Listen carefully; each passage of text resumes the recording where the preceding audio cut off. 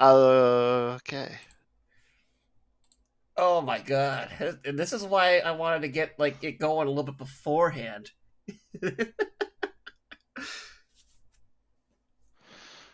See, this is Oh why we started. This is why we started early.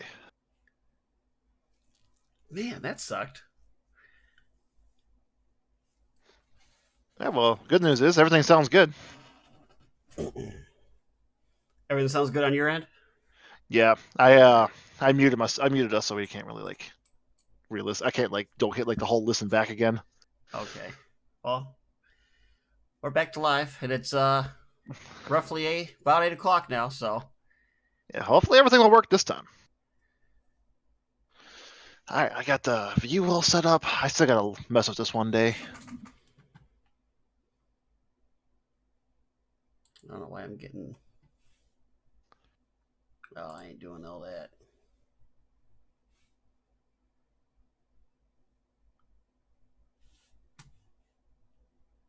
Connection's not the best right now. I was kind of hoping it would fix itself a little bit. Yeah. Give it a minute. It'll eventually work.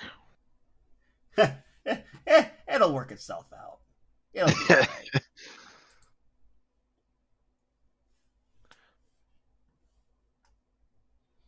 Man, that was a pain. All right. Well, I knew eventually your computer would blink while on a stream. Well, now I know I can't do that while doing this. We've learned something. Well, maybe instead of using Spotify, we could do like something like just play music, Ah, like download music, like the olden days. like the olden days. We'll Go back as cavemen. have to figure out why. I don't know. Something just makes my computer blink when I have Spotify and like Discord open. I don't get it. Oh well. Um, oh We'll well, figure we'll it out a find. different way. Yep. But for now, all right. Well, it's 8 o'clock. Let's get this going. All right, ladies and gentlemen, welcome to the Art of Lore. Well, I guess this is technically our first episode because the episode before was kind of a tester, like Trial run. a pilot, I guess you would say. I like to see it as more of a we're just trying to figure out how to do this. Yeah, yeah. Stuff keeps breaking. So, so, alrighty. Well, we're gonna get into the thick of it. Got me and Alan here. We're gonna be. I got Alan explaining everything to me. Got some tidbits of lore he's gonna tell and whatnot. While you guys can watch me paint all my minis horribly. Yeah, I actually wrote notes. I have full on pen and paper notes this time. That's why you're the Magos Explorer. I searched the great void of the internet to You and find tidbits for you. you and your Mechanicus. All right. Well, here we go. And we are back to my wonderful oil pump. Yeah, how long have you been painting this thing now? Oh, about a week now.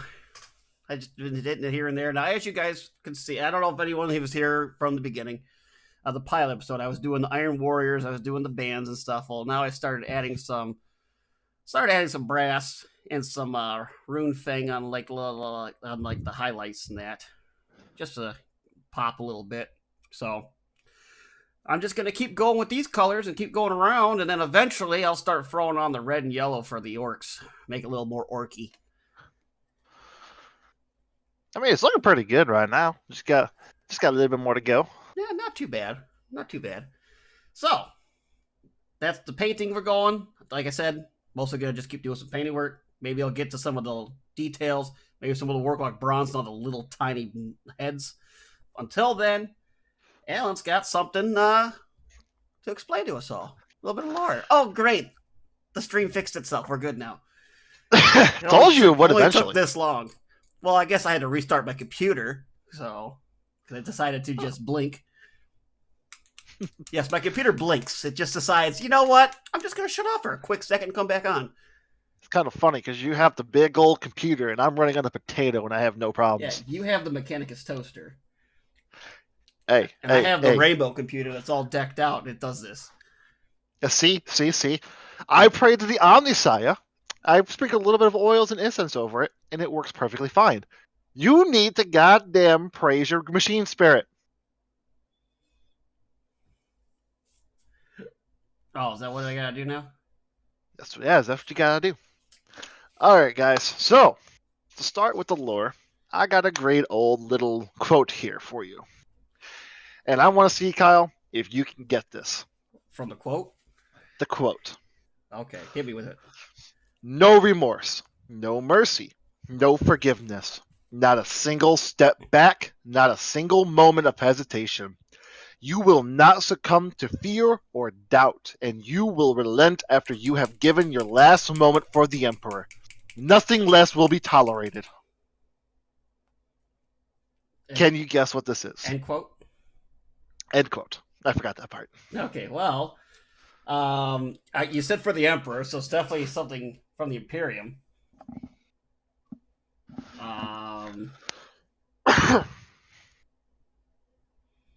You want to let me take a hint here? Is it something? Is it Astartes or no? I'll give you this. It is not Astarte. Okay, not Astartes. Mm. You know what? I'm not sure. I'm not. I want to say guard, but I'm not Actually, positive. you are at the right path. It is the guard. It is guard. Can you guess which guard, Ms. No? Knowing you, I just want to say Krieg, but you're gonna try to fool me with that. I don't think it's Krieg. So, what are you thinking? The only other ones I know of besides Krieg is the Catachin and Cadia, so I'm gonna go with Cadia. You are wrong, good sir. I figured. Today, I have explored and I found tidbits of the Mordian Iron Guard. Yeah, I wouldn't have got that. So That quote was from Colonel Costin Draker of the 18th Iron Guard. So where will we find the Iron Guard? The Iron Guard hail from the planet called Mordia, which that kind of always fools me because, Mordian, Mordia. Yeah. Grammar is not my strong suit. They are an Imperial Iron Guard regiment. They are known for two things. They are extremely well drilled, and they follow orders to a letter. They view personal initiative pretty much how the Kriegsmen view retreating. So, I'm going to tell you a little bit about the planet of Mordia. It is a tidally locked world of their star. So half this planet is filled with radiation and nothing but sunlight, while the other half is cold and dark with pretty much no sun ever. So their That planet is does why it not is called. doesn't move. No. It is pretty much like it's like their moon. The moon is tidally locked with us. So that's why you only ever see the one part of it. Yeah. But it is actually known as the world of eternal night. You remember Conrad Kurz of Nocturne? Yeah. Yeah, they get more sunlight than Mordia. at least the one side there. Oh yeah, well the other side is filled with radiation, so pretty much it's pretty much like stepping out in Krieg's homeworld without a radiation suit. So the sun kills you. Got it. Yeah, pretty much. It is. You have a better chance of pretty much stepping out into Krieg's surface without a radiation suit and taking a big breath of air than stepping out there, even with a radiation suit. Oh yeah. It is that bad. That sounds like death, all right. Oh no, and that's also if the heat doesn't kill you, because it is also pretty much mercury. Oh, geez. So, a little bit about the people. The people are actually grim and dour, because they never see any sunlight, and also, the planet is extremely small, and it also has two classifications, actually. It is a death world and a hive world. It got both. Oh yeah, so there are hive cities dotting the dark side of the planet, and it's a hive city, but it's super small. So pretty much the people are packed like sardines on top of each other. So, and also their hive cities are hermetically sealed because there's pretty much almost no atmosphere, and also it's extremely cold. And something else about the world, it is actually Somalia levels of poor. The only real export that the planet has is the Mordian Iron Guard themselves. So The just the planet guard, has then no straight up. resources. Oh yeah, there's the only thing they send out. It has no mineral resources. The only thing it can possibly send out is pretty much energy, because there are actually some solar collectors and also radiation collectors on the bright side of the planet. Because, well, if you got constant sunlight, you might as well pretty much put that in the batteries and send it out. Yeah, just But it die is, doing it. yeah. But it's actually, the problem is it's not, it's able to sustain all the population. It is actually on the border of being called something that is actually pretty horrible, a non-producing part of the Imperium. Planets that fall under that will actually have all trade cease with the planet, and it'll have to provide everything itself, which is not good because they cannot produce food, they cannot produce water, they cannot produce anything. They have no minerals at all. So that would pretty much be a death sentence for them. Yeah. Oh yeah. You can't provide. You So done. let's talk a little bit about the cities themselves. Like I told you before, they are extremely cramped, and also since the planet is so poor, they can't really provide for the people very well. Water is very scarce. And then food, it can be gone. You can go weeks at a time without eating. Water, like I said, you can barely find enough for drinking. How the hell are you going to find any for bathing? The cities themselves are hermetically sealed. And also, if they can't afford food or water, how can you do something called, oh, I don't know, air conditioning? So it is constantly hot. People go weeks without eating and days without drinking. Can you guess what happens when people are pretty much put in horrible situations like that? I'm gonna assume they turn to chaos. No, they more or less turn to rioting. Oh, okay. Well, Riots and discontent are often widespread in the city. And also, it is pretty so horrible that the Duchess Albides have trouble keeping law and order, which is where the Iron Guard themselves come in. The Iron Guard are the PDF and the police force in the city. It is also where they get 90% of their combat training is quelling riots. riots is your main form of training. Oh, jeez. Oh yeah, that's how often it happens. So let's now segue into the Iron Guard themselves. The Iron Guards actually are, when they go into battle, they are extremely well drilled, walking in regimental formations, and also they don't really wear combat armor like you see in Cadia. They actually go in there in their dress battle suits. Wait, they wear like their fancy uniforms? Yes, they wear their fancy uniforms as they walk into battle. They're actually, and then you know how the Marines, when they do the parades, have like their rifles under their hands and on their shoulders, walking like that. Like that's how they go into battle. Most people, when they see that, think, "Oh, they sent in the Percy Force towards us." Then next thing you know, they go into prone, kneeling, and then standing force, and unleash a whole barrage of blast fire on them. Get Because, that like I said, 3-tier las cannon wall. yes, Las gun wall. pretty much. They're actually based on their battle formation is based on Civil War era battle doctrines, where they stayed in long lines and just unleash volley after volley on their enemies.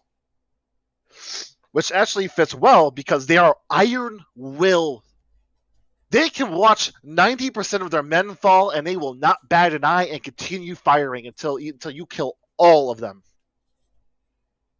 That sounds a little crazy. Oh yeah. They will not break.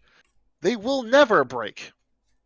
And also, they'll follow orders to a T. There have been times in the battlefields where they lost chain of command, and their last order was move forward. they will continue to move forward until eventually someone command catches up to them and tells you, "Hey, stop!" And next thing you know, they're already 15 miles ahead of all our forces. That is their, yeah. Well, my commander told me to go, so I'm just going. Oh yeah, yeah. And also, remember I told you about their battle dress? Yeah. It's actually armor. It's actually flak armor infused battle dresses and also carapace armor. You know the Adeptus Scions, their armor? Yeah, that's also what they have on, along with their battle dress. So they actually have better armor than most guardsmen. And as I was saying before, they actually need a top-down center of command, because they do not have any initiative. So they actually need orders coming from command to tell them, "Hey, you need to do this," and you will follow this until command tells you, "Okay, new plan. We need you to do this." So if that gets cut, they're fucked. It's fucked, and they will not move. If you tell them to hold this lane, they will not move, even though it would actually be better for the entire war effort if they fell back on their own. So they can So they follow will. command right to their death. Oh yeah. Yeah. Oh boy. And also whenever they are sent out, they actually produce three things they are amazing at. Oh, actually four things they're amazing at. First off, as you could probably guess, they're really good as military police. Say if you conquer a planet for the Imperium, they might not like certain things happening, like oh, there's no more personal freedoms, the state imperium religion. They won't really like stuff like that, and they might get in their little civilian heads to riot and pretty much try and repel them off. Nothing better than having the Mordian Iron Guard in there to quell the rebellions. Second, they are really good as line infantry. As you can get, as I told you before, they follow the Civil War doctrines of battle, where they will just form up and then unleash volley fire. Third, it's actually tank crews. As I told you before, they follow letters to a T and will continue to do that until command tells them not to. So they will actually continue to do things beyond human endurance. So you can guess how well they'll be good as they operate tank crews, which is just grab shell, load in tank, fire, repeat. And then last but not least, as garrison troops. You tell them to defend this position, they will defend it until every man, woman is dead. So they got to have some high morale then. They got to be. No, their morale is steadfast. They will never break. You will not break a Mordian Iron Guardsman. All right. Would you like to hear about some more about Mordia? Because I forgot. I actually skipped a section of my notes. Very well streamed here, guys. Uh-oh. Yeah. Sorry, I'm new to this. Someone's getting their pay docked. I'm getting paid for this. So let's talk about the Iron Guard on Mordia itself. So, as I told you before, their main job is police and riot suppression. They are actually, about the Defense of Mordia, you know how they do their job. No, very shotgun happy. They're actually more brutal than the Defense of Mordia. Yeah, I don't know that name either. Idea. Remember the Abarties are pretty much Judge Dredd. Oh, okay. So imagine Judge Dredd, that's the Abarties. I'm old. I know Judge Dredd. Okay, boomer. So the Abarties, they're pretty much like the basic police force on every hive world. Usually 9 times out of 10, they just turn to either shooting people with shotguns or they'll just beat them in the face with a truncheon. The Mordian Iron Guard take a different approach to this. They see a riot and they just blast everyone's head off. They don't do anything. They just fire. Because you want to know why, Kyle? A thoroughly dead civilian is a pacified civilian. You know what? That is true. Because think about this. You're right. You're sitting in a bread line. the food is late. You're starving. You haven't eaten in weeks. You haven't even drank anything all day. You're gonna get a little pissed off, aren't you? Yeah, I definitely would. So you'll just grab your Red Bull and throw it at the nearest guy, and the next thing you know, a riot happens because there is no food. Moral police will go in there and start beating you in the face with a police baton until you pass out and you no longer start rioting. But now imagine this. You look to your left and you see 300 men in blue battle dress walking in uniform. They all stop. The first row kneels down, goes on the prone position. The second row kneels, and the third row just all shoulder weapons at the same exact time. What would be your first response?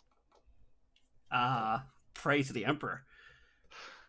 Yes, because next thing you know, las guns are firing at the entire riot until either everyone is dead or running away. That is how the Mordian Iron Guard polices their world.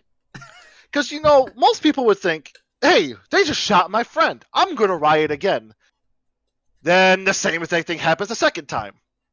Then people go like, hey, maybe you should stop doing this and start protesting. Then they get shot at also.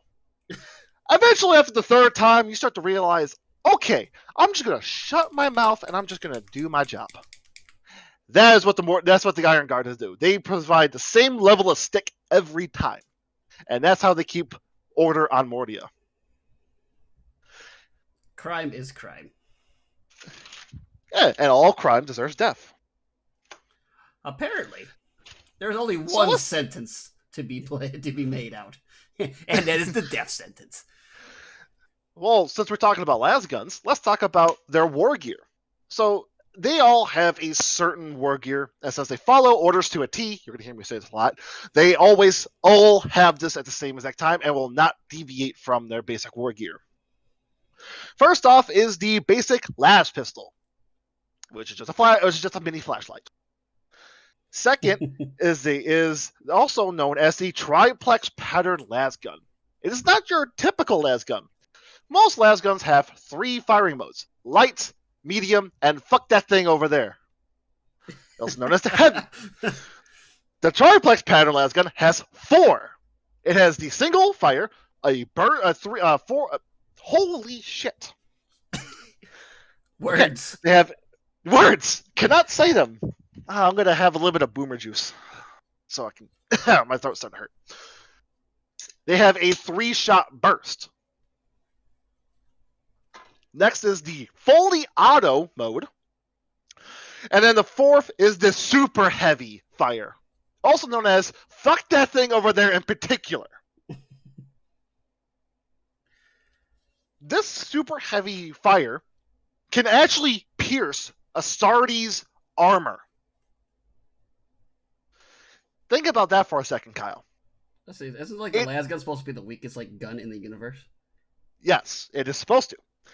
But this super heavy fire is on par with long las rifle, also known as the sniper rifle. But it is in mobile las gun form. There's only a certain problem with the super heavy fuck that thing over there in particular mode. It is actually not made to fire in this mode for long. So eventually there's two horrible things that could happen. One, both your ammo and the gun stop functioning. Or even worse is you roll a 1 on a plasma. AKA it explodes in your face. This is my plasma, I rolled a 1. Pretty much, yeah. It just explodes in your hands and you die. So it is not something you should really give to your average guardsman, because they're going to panic, go, oh shit, Astartes, and start firing a super heavy until it explodes. That is why they give it to the Mordian Iron Guard, who will not go into this fire mode unless given specific orders.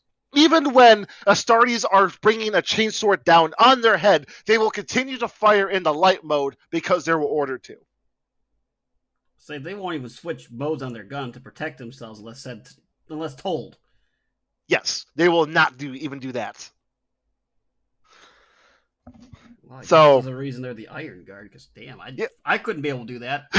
I'd freak out for sure. Be like, oh my god! Just blah, blah, blah, blah, blah. Hit him with everything No, you got!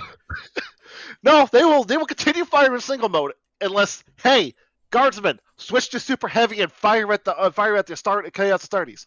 Then they'll go, yes, Lord, switch and continue firing until told to return back to single fire. These guys, I cannot say it enough about how iron their will is and how staunch in orders they follow. Yeah, that's nuts. I cannot say it enough. Oh man. Especially with a lot of stuff you gotta go at. You get that like Tyranids and all this other Xenos and stuff. And I'm sorry, man, you got some big Tyranid coming at me, man. I'm gonna blast whatever I got. Yeah, these men and women have iron balls to do this shit. Oh, that's an understatement. Oh yeah, I'm sorry. They have ceramite balls. So, along with the tri-pattern lasgun, they also have 2 chargebacks, which is their ammo for the lasgun, and only 2. They will not carry more, again, unless ordered to. They have their flak armor battle dress, a combination, again, of carapace armor and flak armor. They have their combat knife, which, I'm sorry, if you ever look at them, their combat knife is like, you remember in Battlefield how I have that trench gun with the sword bayonet? Yeah. That's what they have. That's their combat quote-unquote knife. It is a goddamn sword. Straight up sword. Yeah, it is pretty much just a sword. That reminds me of the Catechins. No, this is a knife. No, this is a knife. Oh, that's so good. And last, they also they also have a stim injector, which is actually surgically implanted into them, along with 5 doses of stim. It's actually a drug to dull pain and drive the fighter on. So even if they are at one point starting to feel exhausted and they're slowing down their efforts, the officer will then order them to inject themselves with stim, and they'll go right back to how they were before. So it helps them out fighting just a little bit. The only problem though is that they use all 5 injections, it can actually either 1 kill them, or 2 will actually make them feel as though if they just went through a week-long bender on tequila. Oh God, super hangover. Oh yeah, hangover of extreme. Oh God, I would die. So along with this, they also have a rucksack, obviously, poor weather gear, a maintenance toolkit, 2 weeks of rations, a blanket, a sleeping bag, a rechargeable lamp, a grooming kit, dog tags, the Imperial Infantryman's toilet paper, and the most important thing they have, which if you do not have this, you will actually be fucked by your officer. You will be probably kicked out of the guard. You must have your battle dress cleaning kit. Battle dress cleaning kit. Yes, because being in a trench combat is no excuse to have dirt on your uniform. Oh my God. Being in the trench, you better have clean uniform. Your boots better be spit shined. Holy Jesus. And no, this is also why whenever someone actually goes on the combat team, they think, "Oh my God, they sent the ceremony guard after us." Because their uniforms there is not a single wrinkle on their uniform, they sent not the a pretty single boys. Yeah, pretty much. Because think about again. Let's put yourself in your shoes. You are a chaos. You're a chaos guardsman. You've been fighting weeks in the trench, fighting against Kriegsmen and Cadians, holding this line. Next thing you peek over your trench and you see a big regiment of people in blue uniforms, completely shined, all their medals in perfect uniform, not a single speck of dirt on them at all marching in uniform towards you. What are you going to think? Oh, it's the pretty boys. We can kick their ass. Then you see one of your chaos boys shoot at them, and it just bounces off their armor. No, nothing. Just pating. Oh yeah, because they have carapace armor, which is the stuff that Tempest and Scions sometimes mostly have. So, yeah, and then again, level and fire, and there goes your buddy's head, just cleaned off because he got hit with fuck that thing over there in particular mode. Oh, that's something I forgot to tell you about the fuck the thing over in particular mode. You know how basic fire will actually leave a fist-sized hole in someone's chest? Hit with fuck that thing. Gun. Yeah, hit the thing with fuck that thing in particular.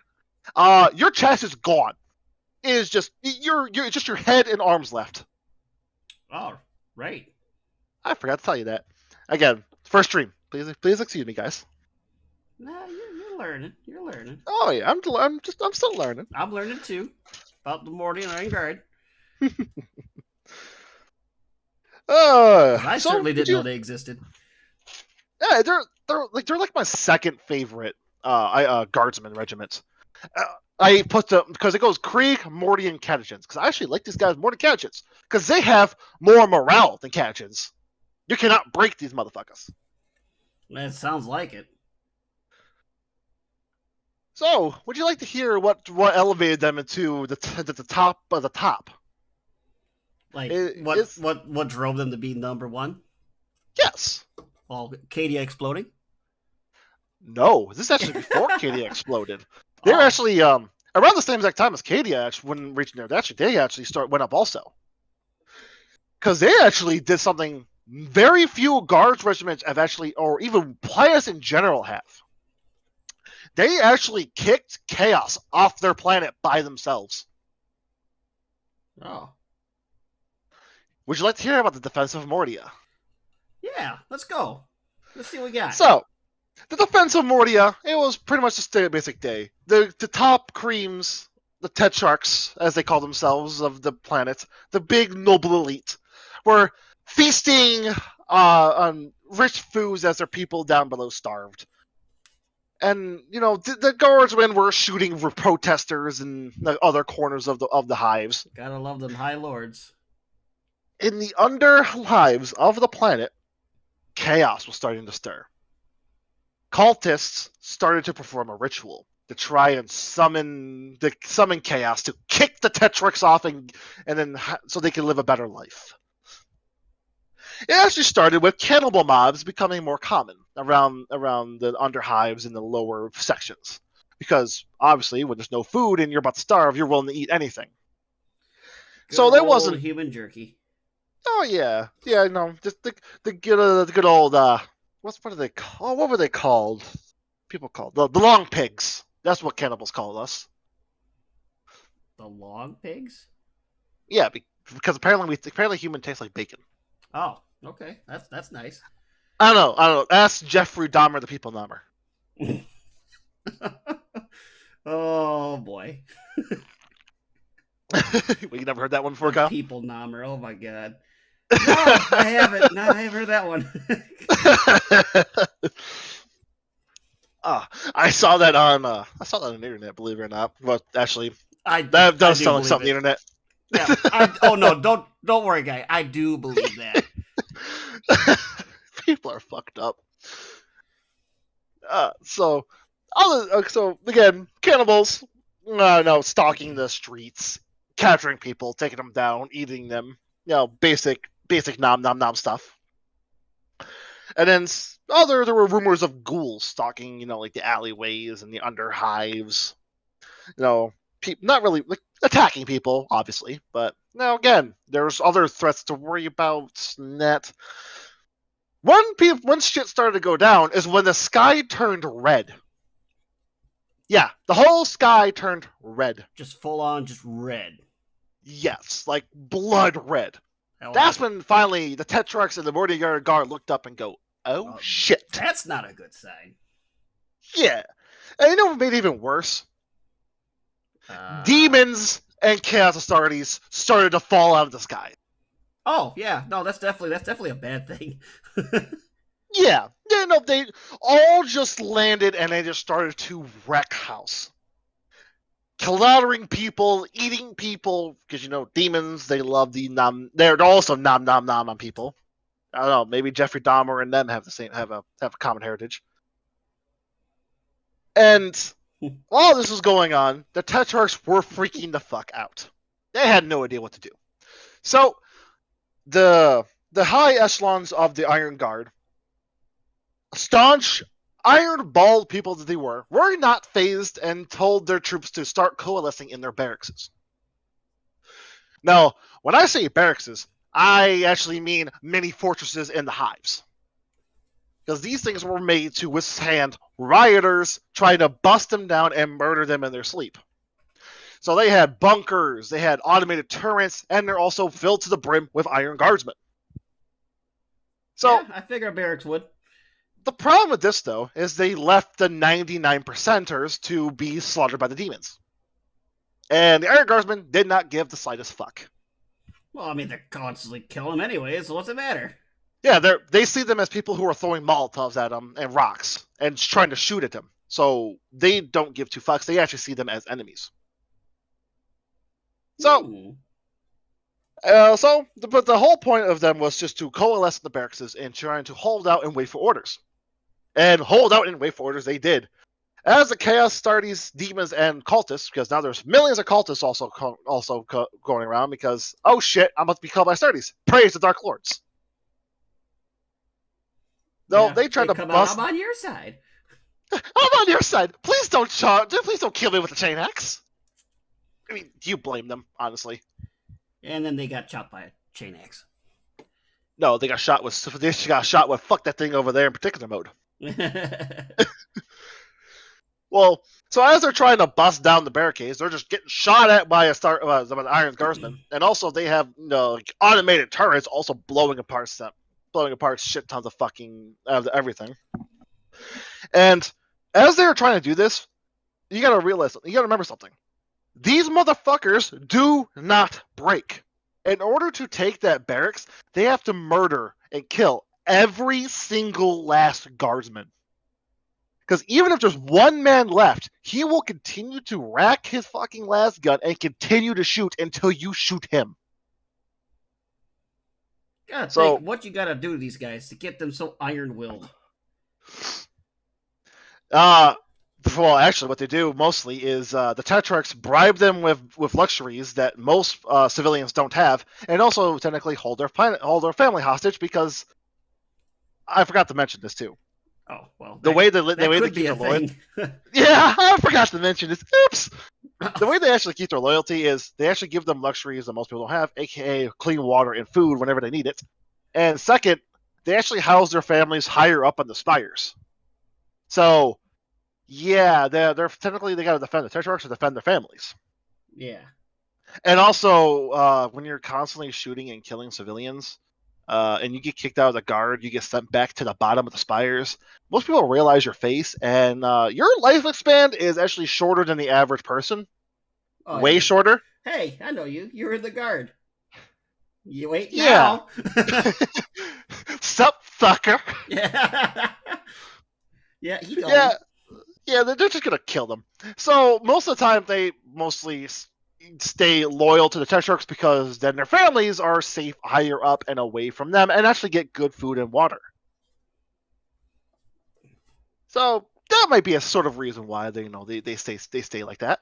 Yeah, I can imagine. So as the Chaos Astartes and the Cultists are continually trying to batter down the barracks, they're buying them time for other barracks and guardsmen to rally to the defense. And you also got to remember this. They will not move without orders. So they will hold that barracks until either killed or told to retreat. So good luck trying to kick them out. Well, as they were holding, they decided to fall back and defend the actual central spires up. They will defend their families in the Tetrarchs. And the other people, they can fend for themselves. Either they'll join the cultists, get eaten, or they will hide and eventually they will return back to the Imperium by force if need be. So, as the guardsmen continued to retreat, they started to set up defensive positions and also traps for them to slow them down even further and then whittle down their numbers. So they slowly moved back street by street, taking a heavy toll on the chaos as they did. Millions of cultists, hundreds of Astartes and demons falling as by the guardsmen. Until after so much time, they had to fall back. Then they started to fall back into the central spires. Then they started to retreat up the spires as they kept trying to go into position to position to position. Until finally, after thousands upon thousands, millions dead, they were forced to the palaces themselves, taking up positions They don't use no cover. Their only cover they need is faith of the Emperor themselves. Oh god, that's gonna get you killed. They sat in their lines, firing upon firing. The Astartes, realizing that they took massive losses and not breaking, sent in the cultists, waves upon waves of cultists to either A, exhaust them, or B, dwindle their ammo. Possibly both. Because they're just cannon fodder. Who cares if they die? After millions of the cultists died and they fell back, the Astartes, the guardsmen were on the stairs of the palace themselves, on their last ropes. The Chaos Astartes and the demons themselves charged forward to finally stab them in the throat and take this planet for chaos. When all of a sudden, the skies cleared and the demons vanished. As this was going on, vanished. Oh yeah, well, as this was going on, they forgot one thing.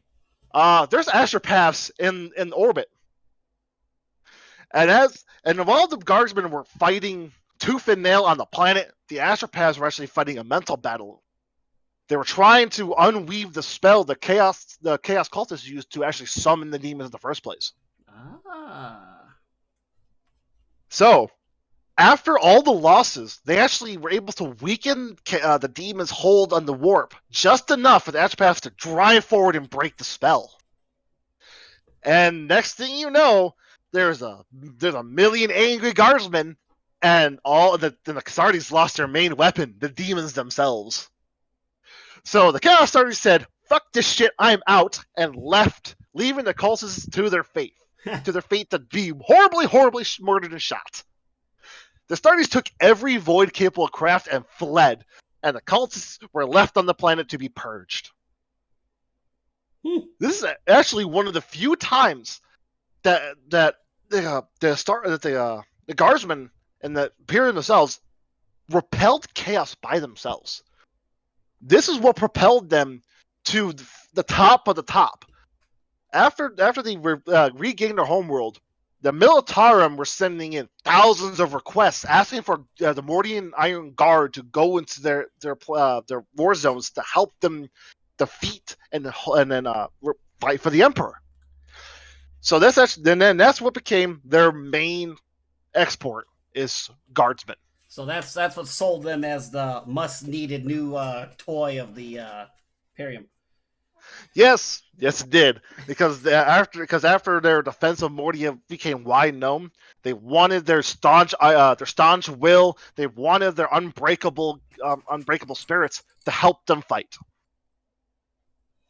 Well, and that's sounds like that's high the Mordian Iron right Guard. There.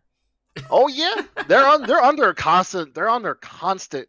Like people want them. They want them on their fields. Well, I can imagine. I can see why.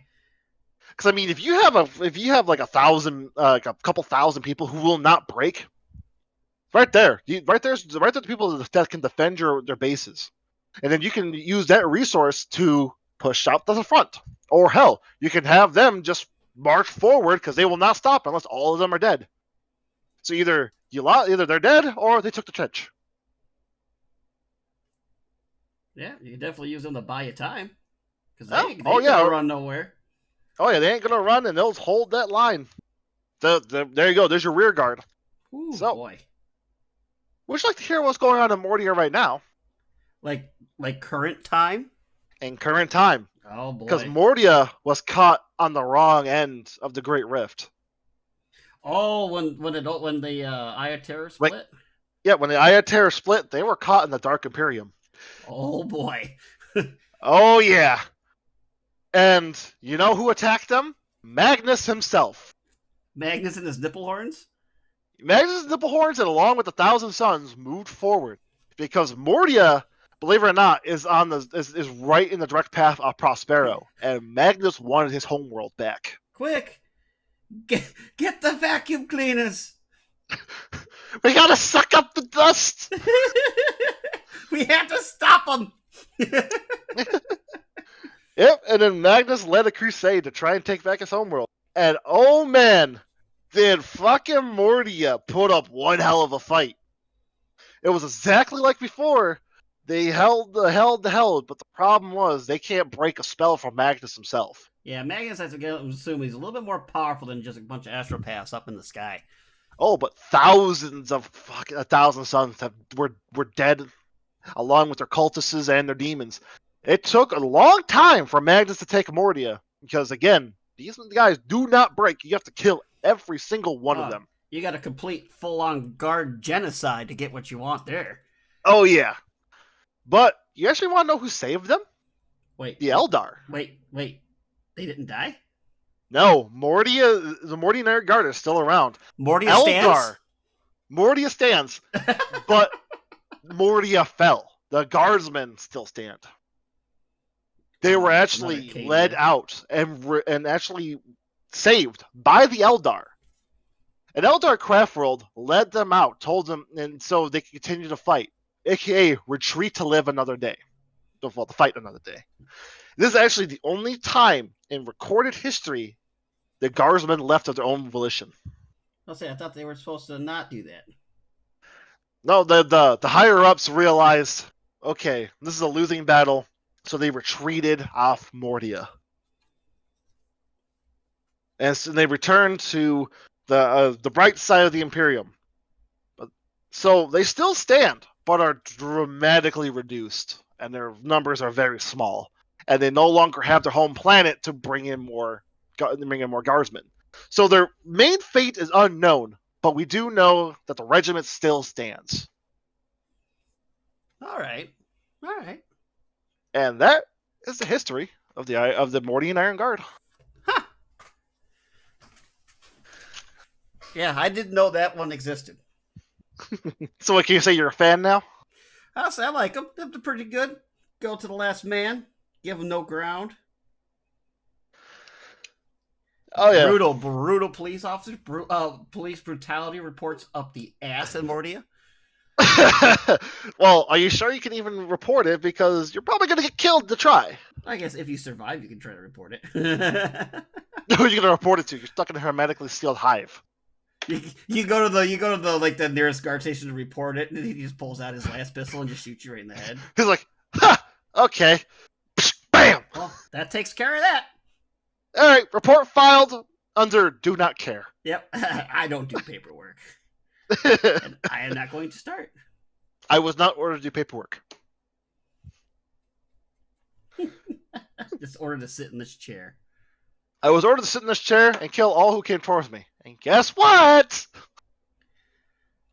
That'd be nice. So,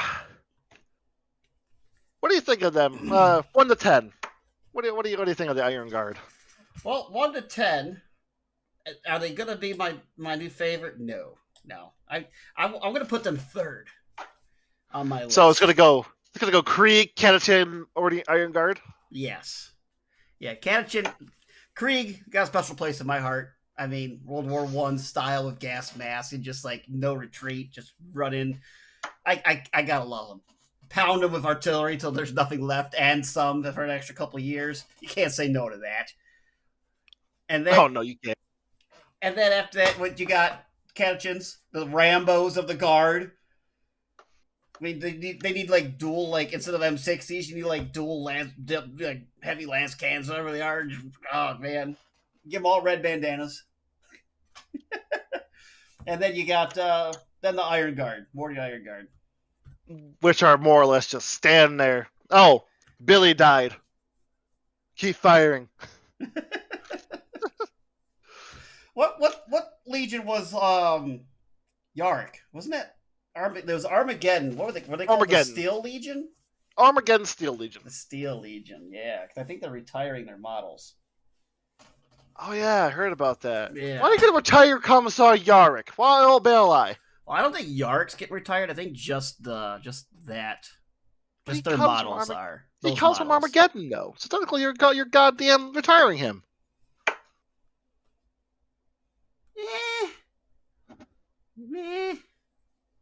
Maybe. In a way, you are. I guess, yeah. But I mean, you can still get his model. I think. I just think it's just his legion, his guardsman regiment.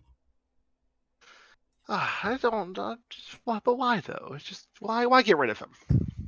Why get rid of the Iron? Why get rid of the more? Oh my God, I'm still stuck on Mordia. The Armageddon Steel Legion. Well, something tells me that Gazgul won't be attacking Armageddon anymore if the Steel Legion's getting retired. Well, he's too busy fighting the Tyranids.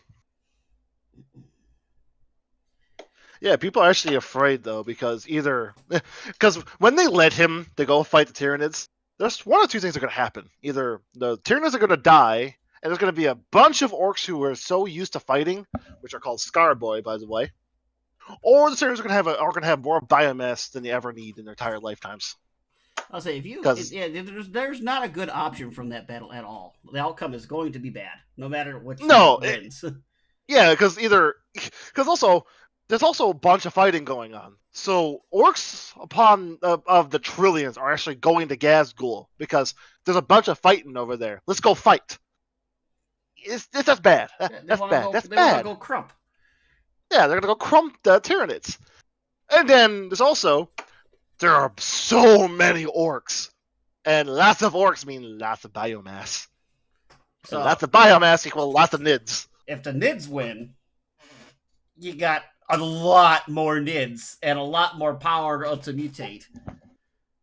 If the Oh Orcs yeah, win, they just get stronger and stronger until like they're just because each you remember. individual orc's gonna be a tank. Oh yeah, because remember, the more they fight, the bigger they get, and there's lots and lots of fighting.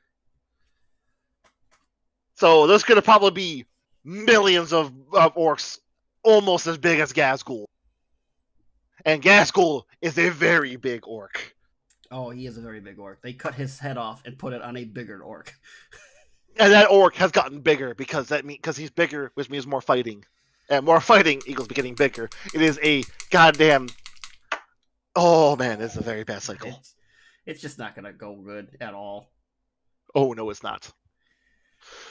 Oh well. Anyways, any uh, anyone want to tell me what they want to learn? I'm always willing to take requests. I will go and explore more tidbits for you.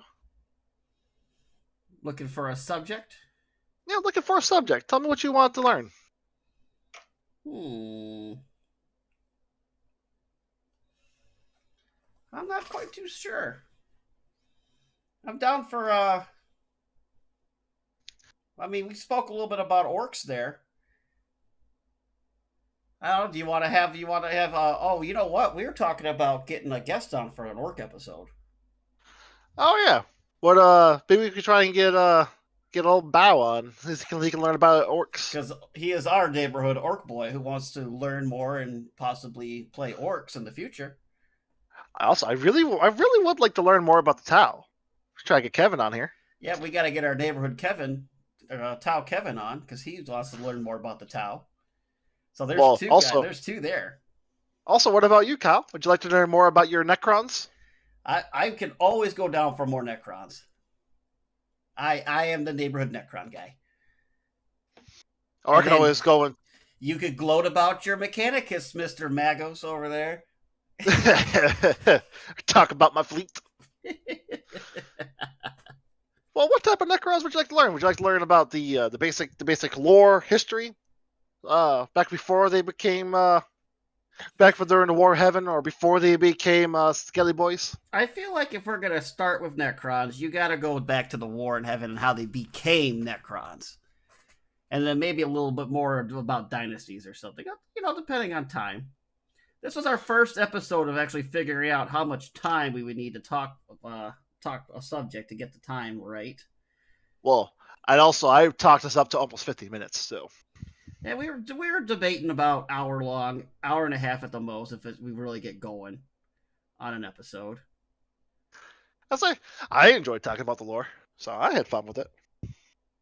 Yeah, and I like to learn about it, and I get my painting done, and people can see how bad I am at painting. And if, like I said, they want to drop me some tips or anything, they just let me know. I'm Oh, all I'm all for some good old criticism. good and bad. 'Cause you gotta have both. You gotta have that. I know a lot of people don't like negative criticism. Oh, dude, why you bully me? It's like, well, you gotta have someone tell you, man, hey, like that don't look good. Try this instead. As long as you're creative about it and like it's in a helpful manner. I mean, don't oh, get good, kid, and walk away. It's like, yeah, thanks, guy. That no way, shape, or form will help me get good, as the kids say. Yeah, you need to take criticism if you want to learn how to do this. Yeah, which I got no problem if someone wants to say, "Hey, man, try doing this instead; it'll look better." Or someone's got some tips or something. I mean, I am down for it. So I really want to get better at this. I'm really enjoying all the painting and that. And as I go through the different stages, I'll show you guys some of the stuff I learned, especially like when we get to like the washes and stuff and everything. And I feel like it's gonna be better when I'm off the terrain and actually painting like the orcs and the Krieg and that. Because I'm not gonna lie, the terrain I ain't trying my hardest on. I just want to get it done. Because you got so much terrain. I have so much terrain. Like after this pump, I have 4 fortresses. Fortresses that have to be painted. Oh my god! And because it is kind of worky, I'm also like I'm not doing 2 coats. Like this one coat of red, I'm leaving it on there. I'm gonna throw some dirt wash on it to make it look grungy. And like I do nothing extra on this. Now when it comes to when I come to go paint the Krieg, oh, I'm definitely gonna take my time and whatnot and have fun with that. And I do want to start doing the dry brushing, which helps with the highlights and stuff, because there's no way I'm getting into highlighting yet. I definitely need to build some more, like, I don't know what you'd call it, painter muscle or something, finger muscle. I don't know. Because there's no way I'm going to be able to do the free highlighting yet. I definitely got to work up to that skill level. Nothing's worse than all that painting and then like you mess it up with that. It's like, oh god, no, why? Because you don't want to, because you don't have the muscles ready for it yet. Yeah, no, I not that whole muscle memory of the brush and stuff. Like I getting good at like anchoring and stuff, but some of the models are small, and you're trying to get just that little edge, just that little edge. Having a little issues with that, Kyle. A little bit, a little bit. Got to get a little better with my my brush handling skills. I'll say that's coming out pretty good though. Yeah, I'm getting there. I'm finally putting a color on there that's not metallic, so I feel like that's a step in a good direction. Because it means you're getting close to finishing finally. Yeah, because it's just been all metallic so far. So you got to get that speed red in. Yeah, I kind of got a paint scheme for all the terrain I'm kind of following. And since it's an oil pump, I figure, got to put the red on it. Got to get that fuel, oil, fuel, whatever, for the vehicles. Who likes their fast vehicles? You gotta feel that snag dresta. Boom! Oh, the Boondocka Snazwagon. That's what it is. Like I said, that Brutal Cutting book, the audio book, they capture one of those the Bad Moons in there from the Speed Freaks, and oh my god, it's so good. Just Mach 19. They drove it up a ramp and rammed it into a Titan. They got inside the Titan's head using a Boondocka Snazwagon. Because orc. Yes. He hit the button right at the perfect moment to jump through the shield and slam into the Titan.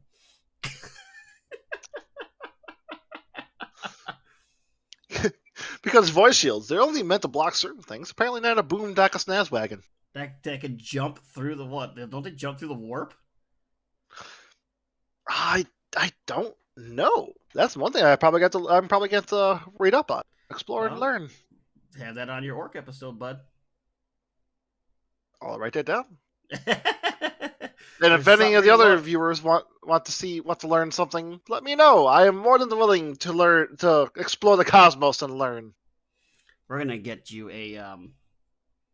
like a dartboard. It's just gonna have like factions, battles, characters, and you just throw the dart, and then Or just get like, then you or get just to the get a next wheel. one. Get you a spinning wheel. I mean, if you don't like throwing sharp metal objects, I guess we could get you a spinning wheel. No, I'm always down to break shit.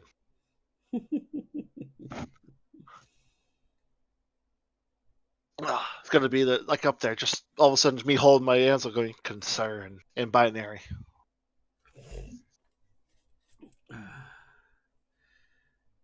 Oh Well, boy, oh we're boy. going on to an hour, so do you want to keep going?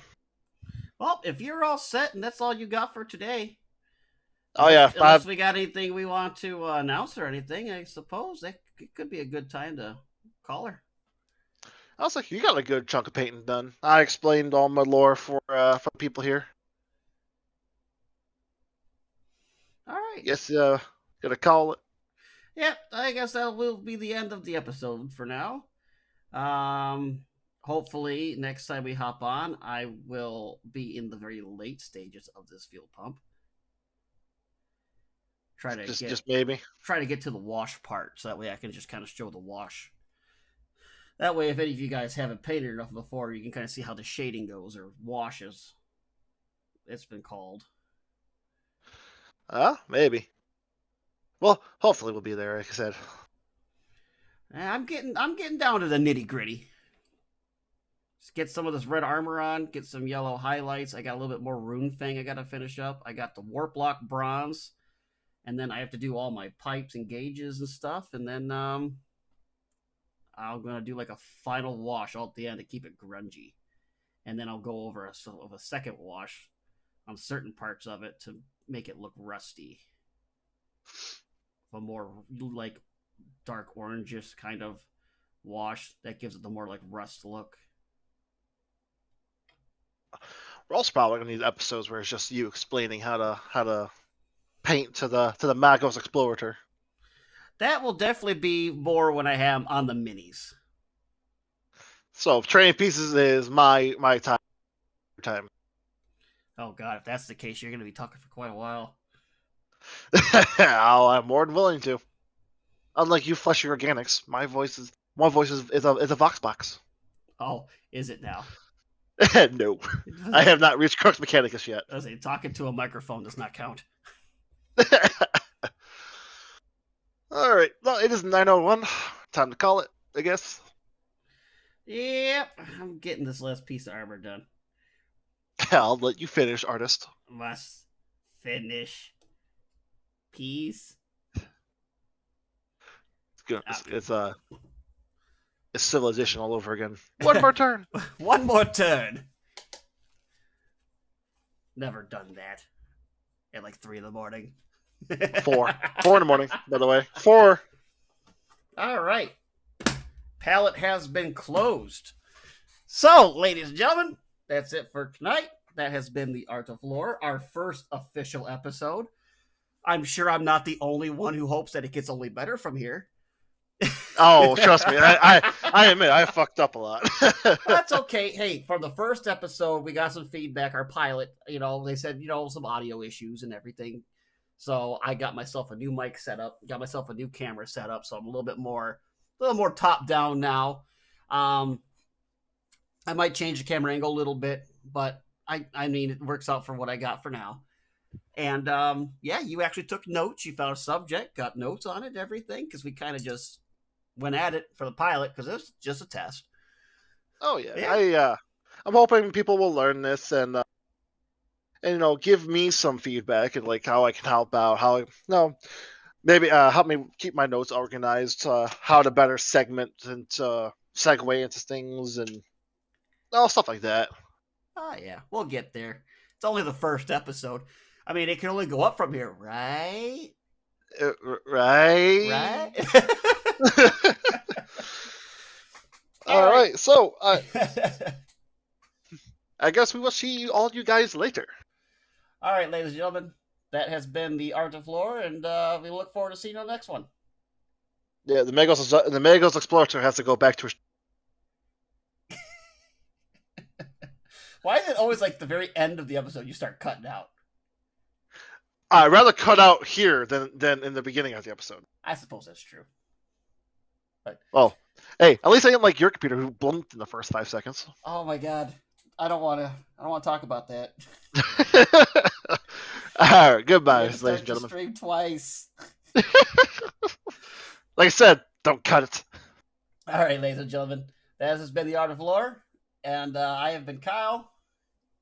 I have been Alan. And we wish you a good night.